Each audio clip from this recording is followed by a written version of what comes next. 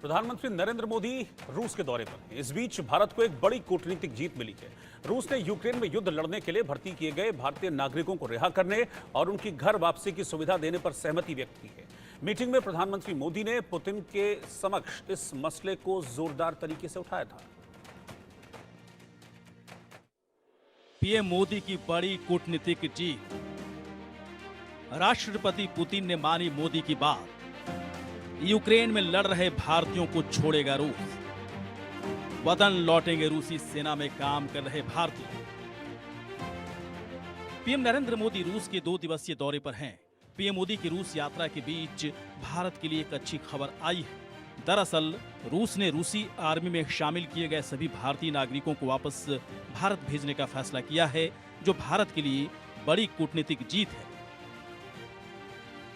सोमवार को पीएम मोदी ने मॉस्को में रूस के राष्ट्रपति व्लादिमीर पुतिन से मुलाकात की।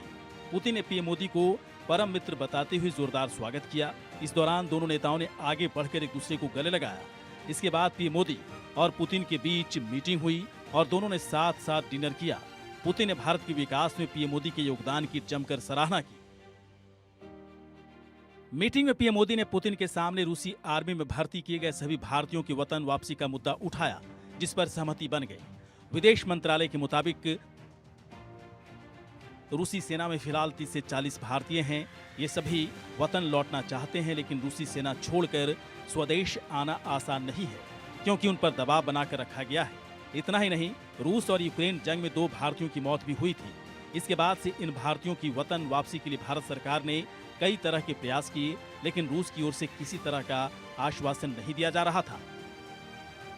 यूक्रेन में रूसी सेना के लिए लड़ रहे सैनिकों का मुद्दा कांग्रेस ने भी उठाया था और इस मुद्दे पर सरकार के रुख पर सवाल उठाए थे। कांग्रेस के राज्यसभा सांसद जयराम रमेश ने पूछा था कि क्या पीएम मोदी रूस की यात्रा के दौरान इन युवाओं के हितों की बात उठाएंगे।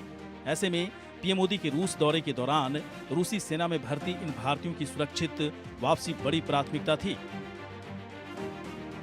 अच्छी नौकरी का सपना लेकर विदेश गए इन भारतीयों को धोखे से रूसी सेना में भर्ती कराया गया था। उन्हें यूक्रेन जंग में रूसी सेना की तरफ से लड़ने के लिए भी मजबूर किया गया।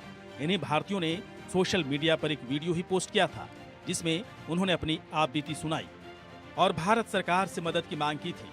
बता दें कि रूस की अपनी आबादी बेहद कम है, इस कारण वो जंग के दौरान अपनी सेना में दूसरे देशों के नागरिकों को भी भर्ती करता रहा है।